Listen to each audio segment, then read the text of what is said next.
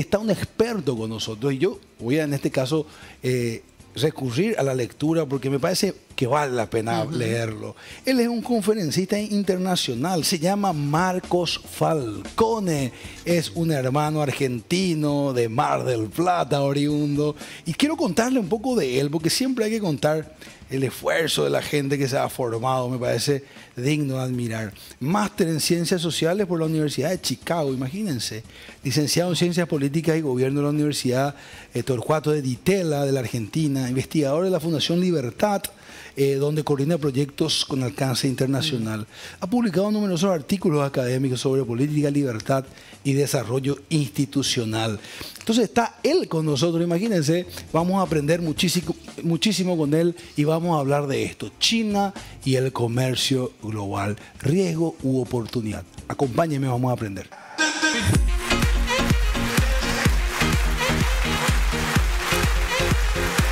Marcos, bienvenido.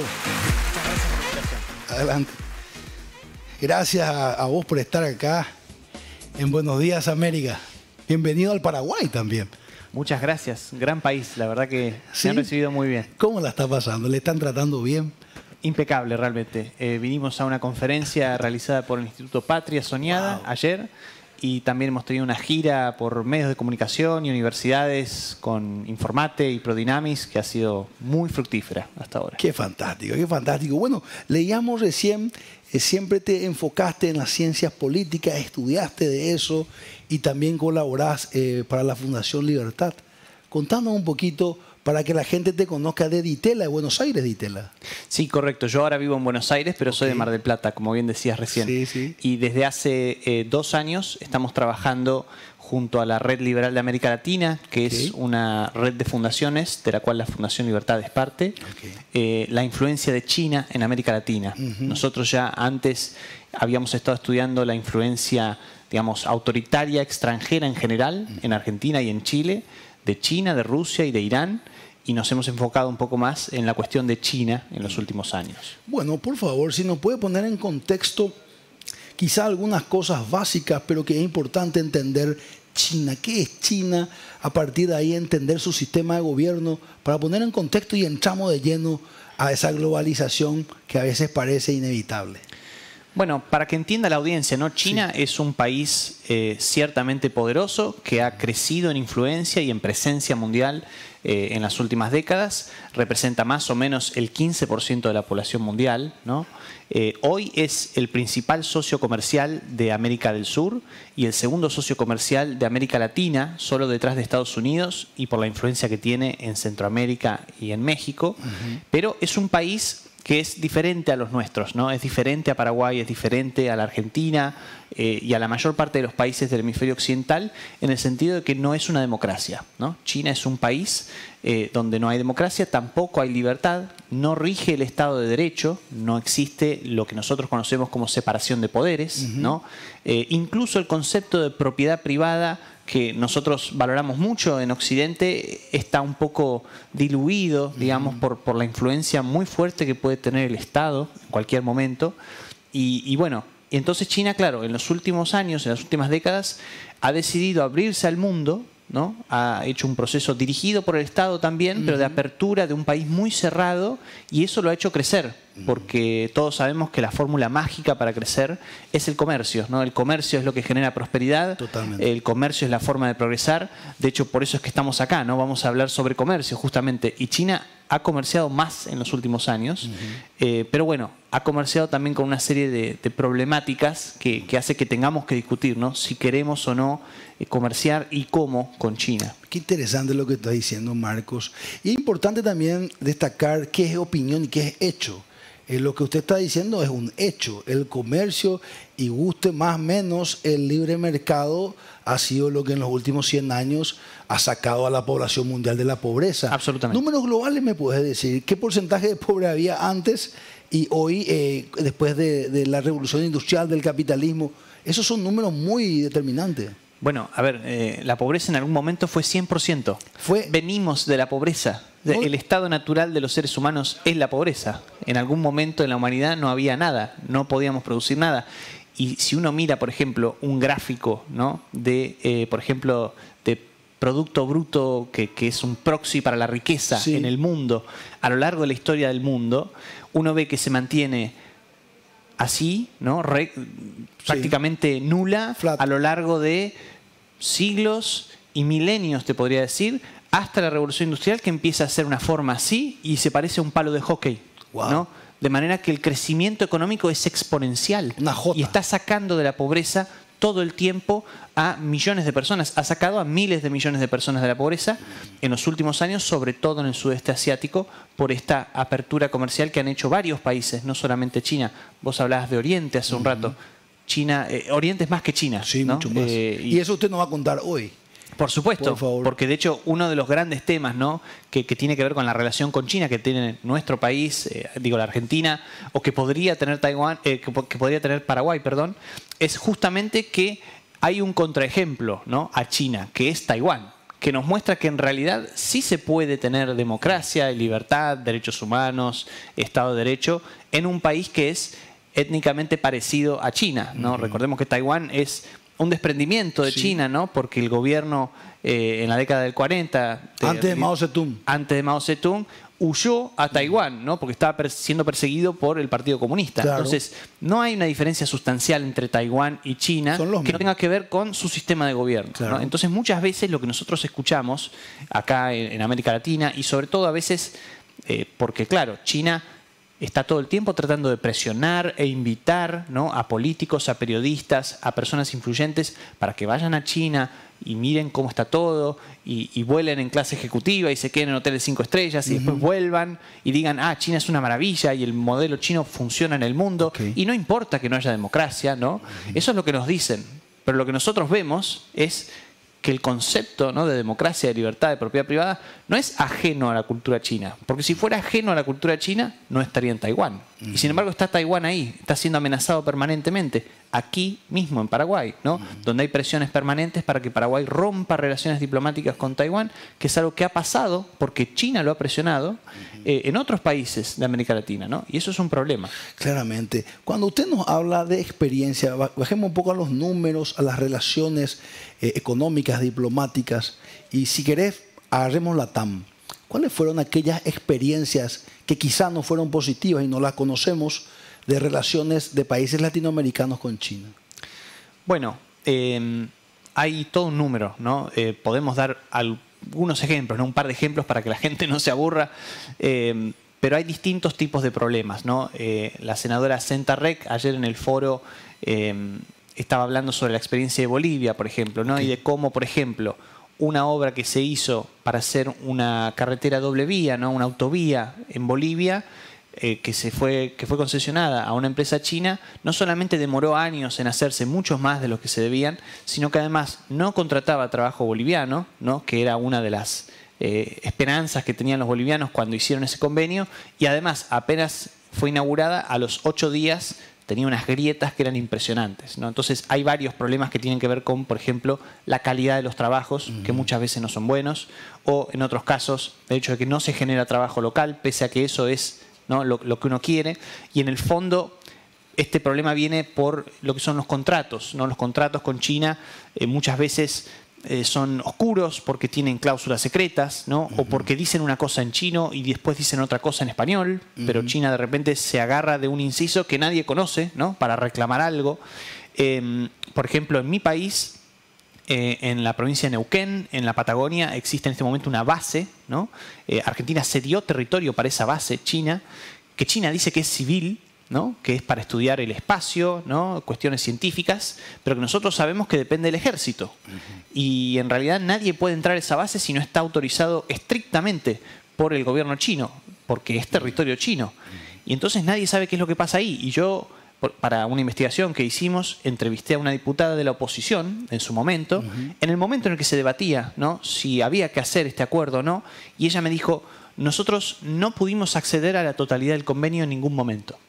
Y no estamos hablando de vos o de mí, ¿no? Personas comunes y corrientes que tenemos trabajos normales. No, estamos hablando de una diputada que no había podido acceder a un convenio del cual todavía no sabemos qué se dice hoy y no sabemos realmente qué hace China hoy. Entonces, tenemos propósitos inciertos, tenemos malos trabajos, trabajos que no se generan y sobre todo tenemos algo que en América Latina está empezando a pasar, pero todavía no ha explotado, que es el problema de la dependencia, ¿no?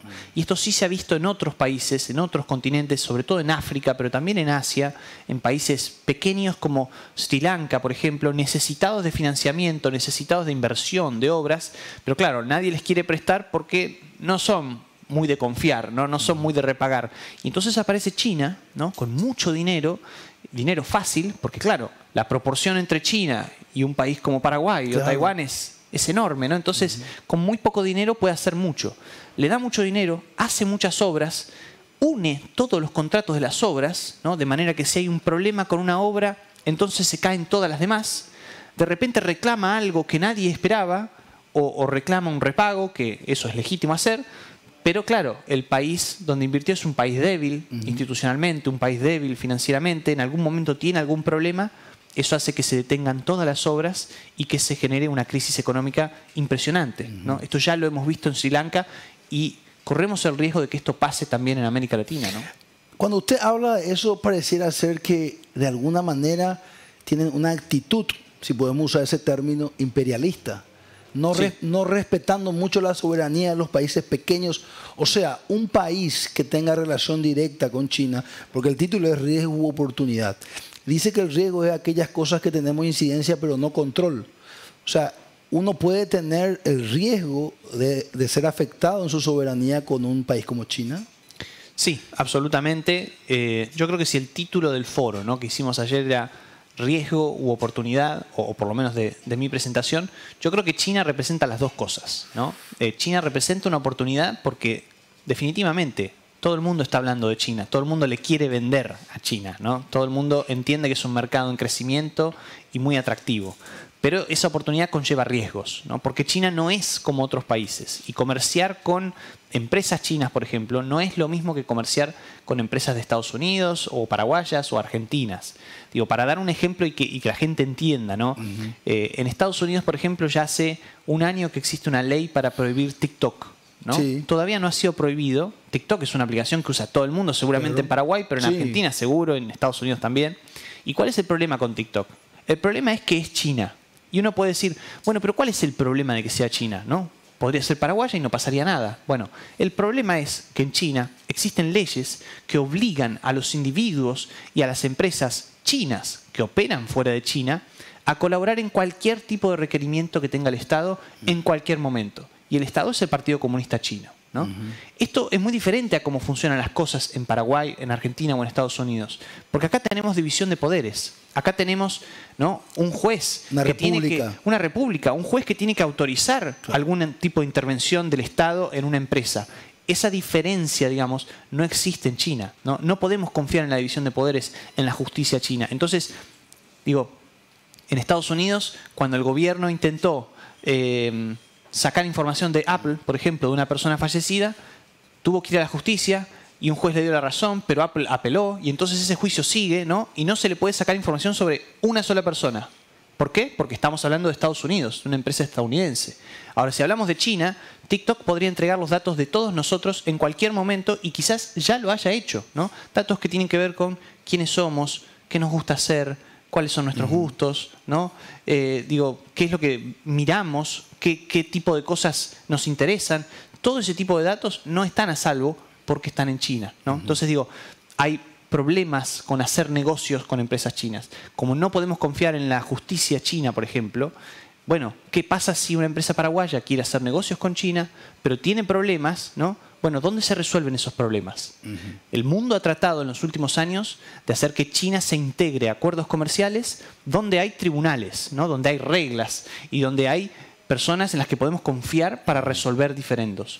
Pero si ese no es el caso, y China prefiere que ese no sea el caso, porque China prefiere las relaciones bilaterales, porque siempre las puede controlar, porque siempre es el más grande, bueno, en ese caso tenemos un problema, ¿no? Porque ya ha habido muchos casos de empresas chinas que, por ejemplo, copian productos occidentales y no respetan los derechos de propiedad intelectual, o de gobiernos, ¿no?, el gobierno chino subsidiando a su propia industria para exportar productos a países como los nuestros y que entonces nuestras industrias sean las que sufran. Claro. Algo que no ocurriría en un libre mercado. Está ocurriendo porque hay subsidios injustos por parte del Estado chino. Claro. Entonces el tema es cómo controlamos al Estado chino a la hora de hacer negocios. Ese es el kit de la cuestión, ¿no? ¿Cómo controlamos? Es una pregunta capciosa, no podemos hacerlo, ¿verdad? Bueno, por eso el mensaje, Sí, ¿no?, que yo trato de dar y que di en el foro y que doy en este tipo de entrevistas es que tenemos que estar vigilantes, que tenemos que estar muy atentos, alertas acerca de, claro, cualquier cosa que queramos hacer.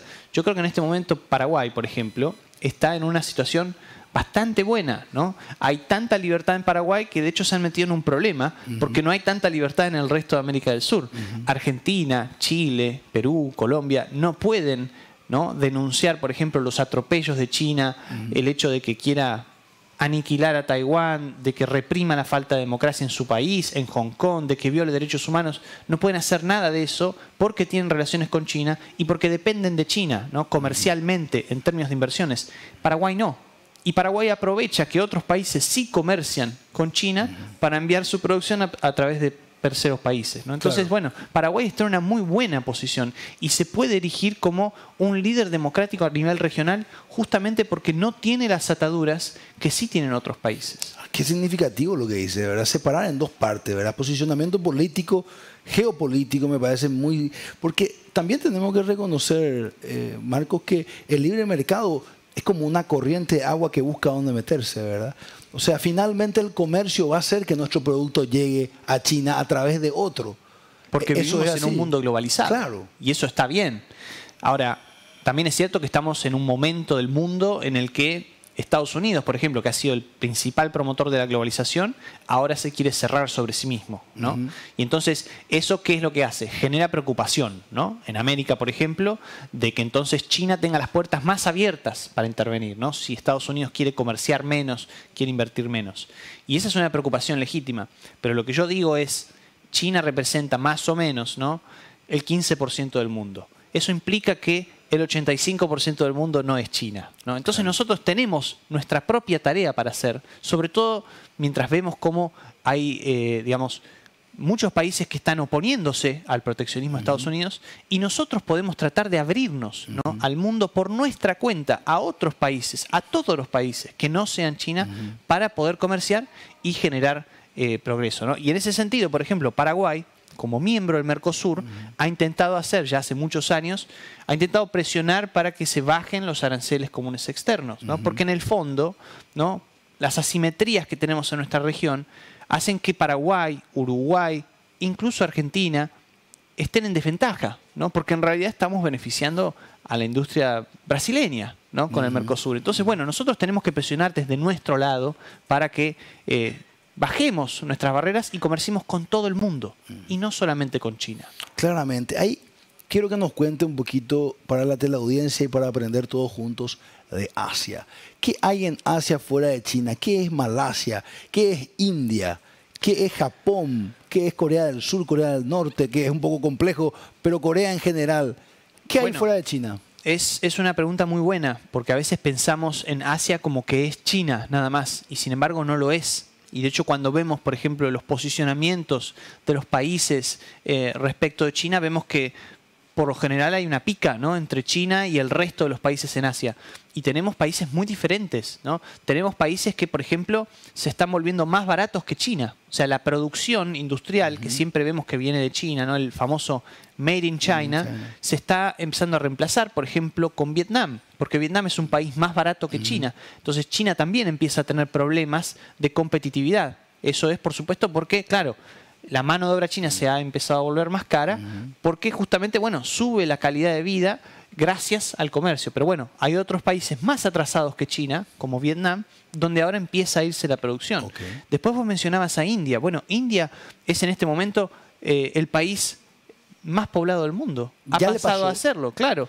Y va a seguir siendo así porque China es un país que, por su política de un solo hijo, se está envejeciendo muy rápidamente, más rápidamente que otros países. India no solamente es el país más poblado del mundo ahora, sino que también es la democracia más grande del mundo, ¿no? Y eso también nos da una lección. Nos da una lección de que se puede, de que no es necesario, por el solo hecho de tener 1.300 o 1.400 millones de personas, gobernar de una forma dictatorial. No, eso no es así. India es una democracia. No es solamente Taiwán que está enfrente de China y que es un país pequeño. Si India puede, China también podría, ¿no? Entonces, bueno, y en Asia lo que hay en este momento es una situación de tensión, no solamente con Taiwán, sino también con Corea del Sur, con Japón, porque China está mostrando estas ambiciones, digamos, como vos decías, ¿no? Imperialistas, ¿no? ¿Por qué? Porque China está gastando dinero que hasta podríamos decir que no tiene en reforzar, ¿no?, sus capacidades del ejército, de la marina, de la fuerza aérea, y está constantemente tratando de mostrar fuerza. No sabemos todavía para qué mostrar fuerza. El peor escenario es uno donde, por ejemplo, China quiera recuperar Taiwán, por ejemplo, porque China tiene esta política de una sola China, mediante la cual lo que hace es negarle a cualquier país que tenga relaciones con Taiwán, relaciones con China, ¿no? Y así ha tratado de excluir, y lo ha logrado, en cierto sentido, a Taiwán de muchos foros internacionales.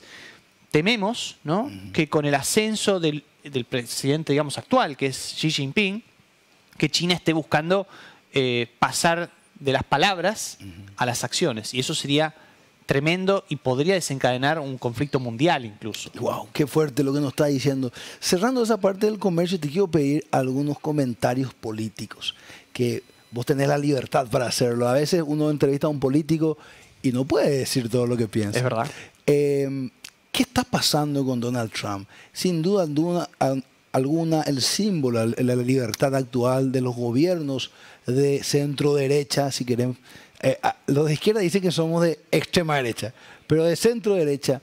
¿Por qué? ¿Cómo se justifican esta medida casi proteccionista a veces? Salió lo de Apple hace unos días para que se fabriquen ahí en los Estados Unidos. ¿Te parece que el liberalismo admite algunas excepciones dependiendo de los momentos? Vos recordarás que en la Gran Depresión hubo una movida keynesianista también. ¿Te parece que existen esas excepciones? Yo creo que hay que separar a Donald Trump de la corriente liberal de pensamiento en general, ¿no? Me parece que Donald Trump no es un liberal y no lo ha sido nunca. En realidad, si nosotros vamos al archivo, nosotros vamos a ver que el presidente estadounidense está desde fines de la década de los 80 denunciando que algún país le roba a Estados Unidos con el comercio. En su momento era Japón, hoy es China, ¿no? Y él tiene en su cabeza esta idea de que hay que restringir el comercio porque el comercio no es bueno, porque el comercio implica que alguien nos está robando. Esa es una visión opuesta a la visión del liberalismo. Lo que ha pasado en los últimos años es que la fortaleza de la izquierda, ¿no?, y sobre todo de la izquierda woke, ¿no?, en cierto sentido. La demócrata allá. Claro, allá el Partido Demócrata, en Argentina, bueno, partes del kirchnerismo, ¿no? Lo que ha logrado es una confluencia de sectores que no son de izquierda en contra de esa izquierda, ¿no? Pero eso no significa que sean lo mismo. Entonces, por ejemplo, si yo tuviera que comparar al presidente Milei, argentino, con el presidente Trump, estadounidense, yo diría que piensan exactamente lo opuesto en términos de comercio, por ejemplo, que me parece una cuestión fundamental, porque me parece que Milei tiene claro que el comercio es lo que genera riqueza y Trump está convencido de lo contrario, ¿no? Entonces, ahí lo que ha ocurrido es un desarrollo, digamos, mediante el cual se han mezclado las cosas, ¿no? Porque han entrado al mismo tiempo corrientes de derecha nacionalistas, ¿no?, conservadoras, reaccionarias, junto a veces con liberales, por el solo hecho de oponerse a la izquierda. Entonces me parece que tenemos que separar un poco la paja del trigo, ¿no? Y bueno, claro, lo que también vemos estos días, por ejemplo, es que un presidente como Milei tampoco puede salir a, digamos, diferenciarse muy fuertemente de Donald Trump porque es su amigo, entre comillas, ¿no? Y es su aliado, pero ¿por qué es su aliado? Porque Argentina está en graves problemas económicos. Entonces Argentina necesita, por ejemplo, el apoyo del FMI para, digamos, refinanciar su deuda, ¿no? Que es un problema heredado, que no lo generó Milei, pero que bueno, de alguna manera hay que resolver. Entonces, como Argentina depende de Estados Unidos y también está expectante de que, por ejemplo, ¿no?, se pueda liberalizar más el comercio con Estados Unidos, lo cual yo creo que no va a ocurrir porque Trump no quiere que ocurra. Bueno, por eso es que Milei tampoco dice demasiado. Claro. Pero bueno, yo creo que piensan de manera opuesta y me parece que es bueno que lo sepamos y lo pensemos. Y según tus análisis, ¿te parece que puede lograr el MAGA, el Make America Great Again? Como dice él, con esta política que él tiene. Yo creo que no. Está complejo. Yo creo que no. No, porque encarecer los productos artificialmente que consume un país por la sola fijación que puede tener alguien con tener un déficit comercial con otra nación, es algo que no tiene ningún beneficio neto para la propia población, ¿no? Y es algo que, de hecho, denunciaba ya Adam Smith hace más de 300 años de los mercantilistas, ¿no?, que son del siglo XVI, XV, ¿no? Esta cuestión de fijarse, ¿no?, en, bueno, ¿a quién le vendo más, ¿no?, que lo que le compro? Y sí o sí tengo que vender más de lo que yo compro. Eso no tiene ningún sentido.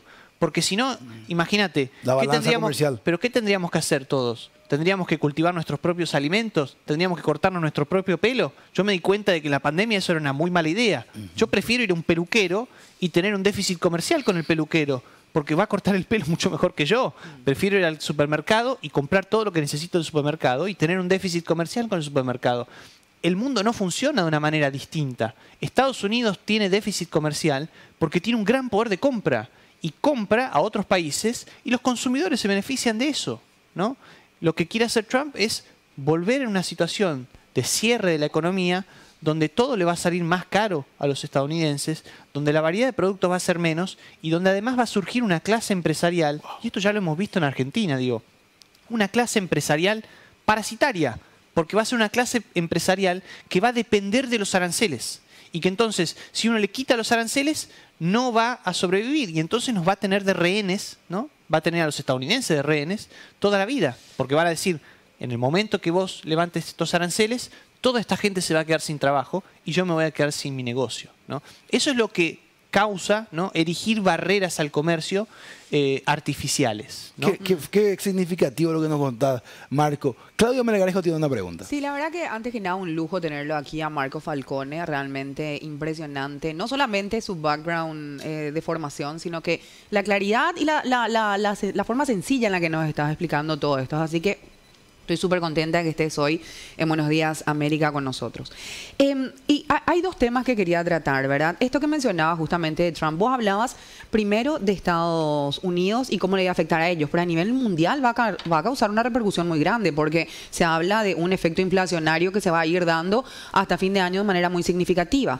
Pero además, no sé si va a ser tan real porque como que Trump es amenaza y después te da otra vez, tiene 90 días. Amenaza y después te da 30 días. Entonces yo no sé si él está usando esto como para ver quién tiene más fuerza en la muñeca. Y esa es una pregunta. Después te quiero preguntar sobre Santiago Peña, nuestro presidente de la República. Vos mencionabas recién que China no es lo único interesante que hay en Asia, ¿verdad? Estaba viendo ahí, Indonesia es el cuarto país más grande del mundo, con Corea, que tiene también una población muy interesante, Vietnam, que recién también lo mencionabas como emergente y que se está volviendo más competitiva, y por supuesto India, que tiene una brutalidad de mercado para alimentar principalmente, ¿verdad? Y lo que me gustaría saber de eso es, estaba viendo que tanto Singapur como Emiratos Árabes Unidos están como marcados para ser la puerta de ingreso a Asia. Hace poco justamente estuvo el presidente ahí. ¿Te parece que ese es un camino interesante para explorar y empezar a entrar por ahí al resto de Asia? Bueno, respecto de... Gracias por las preguntas, ¿no? Para empezar, respecto de la primera pregunta, es verdad que, bueno, Estados Unidos en este momento está causando problemas a sí mismo, pero probablemente también al resto del mundo, ¿no? Y esto es lo grave, es lo que de hecho me preocupa en relación a Argentina, ¿no? Porque yo creo que Argentina está en este momento en un sendero de recuperación que bien puede ser afectado por una recesión global, si es que la hay, ¿no? Forzada por Trump. Y esto es posible, puede que ocurra. También está el problema de la incertidumbre, que es el que vos mencionabas, ¿no? Que Trump hace algo y dice, bueno, a partir de mañana tarifas del 25% para la Unión Europea, y a las 3 horas se desdice y dice, bueno, no, estoy de acuerdo con extender la aplicación de estos aranceles un mes más, ¿no? Y entonces, claro, los mercados globales se van moviendo como montañas rusas, ¿no? Sí. Porque nadie sabe qué va a pasar. Exacto. Y eso es parte del problema también, ¿no? Eso en sí mismo es un problema a la hora de tomar decisiones de inversión, por ejemplo. Eso en sí mismo es un problema para los que importan, por ejemplo, y que tienen que decidir a qué precio van a vender. Entonces, todo eso puede generar efectivamente una escalada inflacionaria que sea nociva para el mundo. Respecto a la segunda pregunta, de dónde pueden estar las oportunidades en Asia, mencionabas Singapur, ¿no? Emiratos Árabes. Sí. Lo que tienen en común estos dos países es que, por ejemplo, no son democracias, ¿no? Entonces yo digo, nosotros queremos comerciar con todo el mundo, ¿no? Queremos comerciar porque en el fondo business is business, ¿no? Los negocios son los negocios, pero yo tendría cuidado, ¿no? Con establecer demasiadas relaciones con países en los cuales no sé si mis empresas van a poder confiar, ¿no? Entonces, me parece muy importante definir en los contratos, ¿no? Cuando se establecen relaciones de comercio, de inversión con cualquier país, que quede bien claro, ¿no? Las empresas de un país a dónde van a poder acudir, digamos, si hay problemas. Porque no es lo mismo, ¿no? Lidiar con empresas que están basadas en países democráticos, republicanos, ¿no? Respetuosos de las instituciones, y en otros donde en realidad las instituciones dependen de lo que se le dé la gana, digamos, al gobierno del momento, ¿no? Entonces, ese es un problema. Entonces yo tendría cuidado y querría ver, ¿no? La letra chica. Es muy importante en todos estos casos, cuando se trata de inversiones o de comercio, siempre ver la letra chica. Hay que estar muy vigilantes, no solamente con China, en general. Claramente. Diego Martínez. Un gusto y un lujo también escucharlo. ¿Qué opinión te merece lo que oficializó el gobierno argentino acerca de la reforma migratoria y que por supuesto a Paraguay le interesa muchísimo porque se habla de un por lo menos 35% más o menos de paraguayos que viven en la Argentina del total de extranjeros en tu país? Bueno, tendría que ver la letra chica, justamente, que no la conozco exactamente porque no soy experto en temas migratorios, pero lo que sí te puedo decir es que lo que está ocurriendo en Argentina es que en los últimos años la gente, digamos, ha empezado a cuestionar el uso de recursos públicos por parte de los inmigrantes, ¿no? Que es algo que a veces es polémico dentro de Argentina porque, claro, la educación, la salud son gratuitas para todo el mundo en Argentina, ¿no? Para los argentinos y para los extranjeros, y eso fue parte también de lo que en su momento hizo que millones de inmigrantes fueran a la Argentina, ¿no? Entonces, hemos visto en los últimos años mucho malestar de la población por eso, y de hecho, sin ir más lejos, en la provincia de Salta, por ejemplo, ¿no? Ya hace 1 o 2 años que se le cobra la atención a los pacientes extranjeros porque en algunos casos cruzaban la frontera para atenderse, ¿no?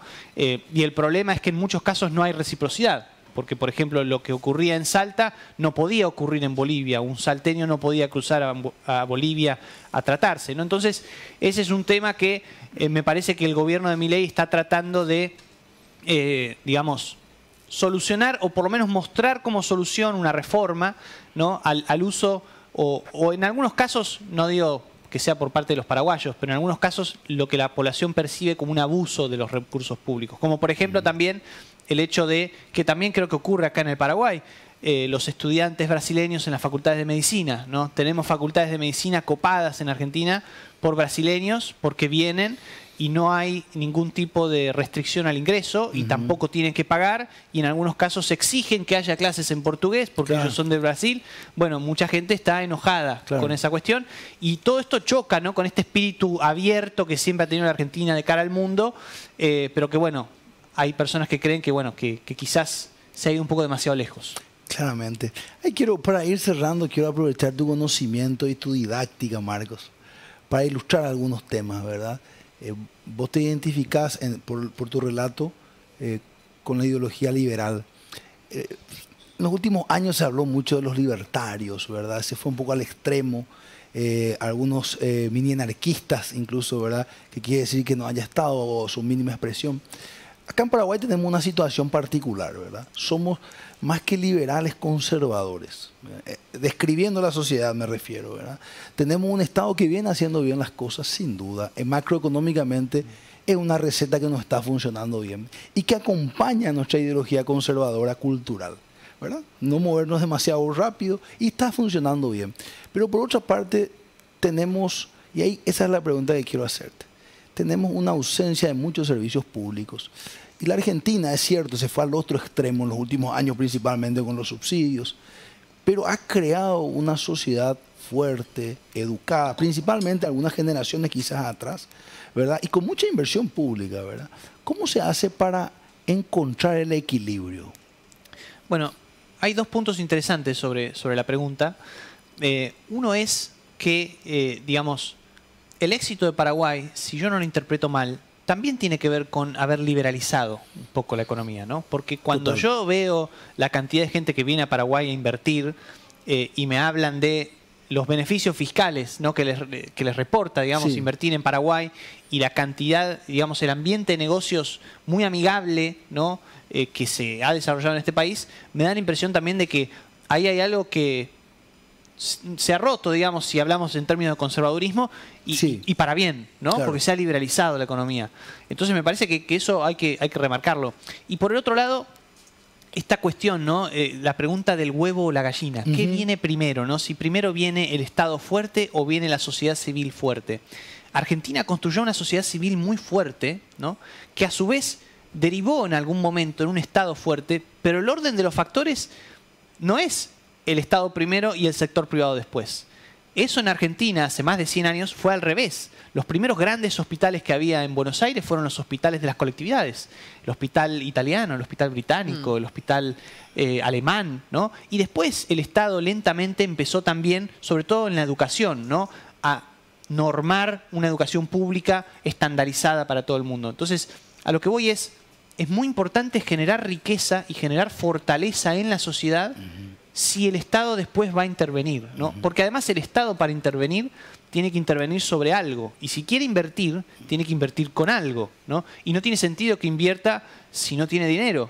Y si no tiene dinero es porque los contribuyentes no tienen dinero. Claro. Entonces, el orden de los factores en este caso me parece que es el sector privado fuerte, resiliente y que pueda contribuir para que después, en todo caso, el Estado, si quiere, pueda también invertir, que es algo que yo preferiría que no ocurra. Yo prefiero que las inversiones se den de manera privada, ¿no? Pero digo, si vamos a pensar en cuál es el orden, Claro. primero viene el sector privado y recién después tiene que venir el Estado. Qué interesante lo que nos decís. Con esta cierro.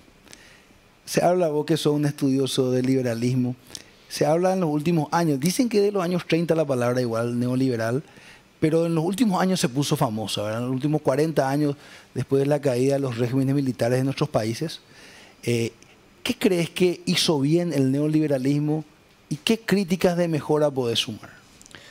Bueno, yo creo que una de las cosas que hizo bien, por ejemplo, en mi país, fue la de romper esta noción de que el Estado tenía que intervenir en todo tipo de actividad económica todo el tiempo, ¿no? Por ejemplo, que existiera una Junta Nacional de Granos que dijera a cuánto debía venderse cada tipo de grano, ¿no? O, bueno, monopolios que no funcionaban, por ejemplo, el monopolio telefónico, ¿no? En Argentina, hace 40 años, menos de 40 años, hace 35 años, los departamentos se vendían y eran más caros si tenían teléfono.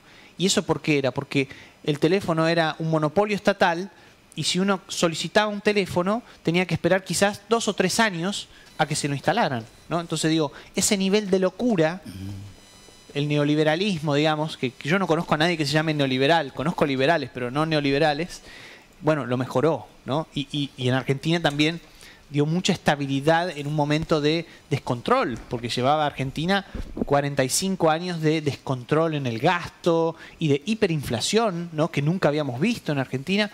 Bueno, logramos detener todo eso, ¿no? Y en términos de mejoras, de crítica constructiva, bueno, yo creo que no se fue lo suficientemente lejos en desregular otros mercados, ¿no? Algunos mercados fueron desregulados y eso salió muy bien.